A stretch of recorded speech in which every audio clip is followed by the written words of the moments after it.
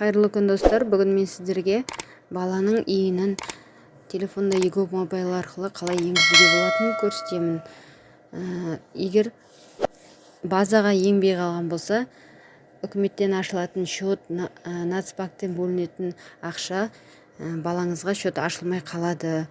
Ол үшін егоп мобайлды Play Market'тен тартып аласыз. Тіркелу туралы менің каналымда бар. Соны ашып тіркеліп аласыз да, бірінші профиль деген бөлімге барасыз. Осы жерде семья деген бөлімге барасыз.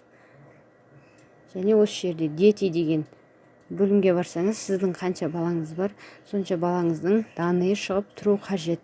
Егер шықпай тұрған болса, балаңыз түгел болмаса, төменгі жағында добавить ребенка дегенді басып, иінін жазып добавить етесіз. Менің бір балам енгізілмей қалған екен, соңғы балам. Соның иін тердім де, добавить деп жіберсеңіз, шығу үшін осы жерге обновление, төмен жағында обновить дегенді басып жібересіз.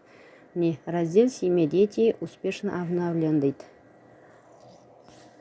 Ақпарат сіздерге пайдалы болса, каналыма жазып, лайк басып, комментарий қалдырып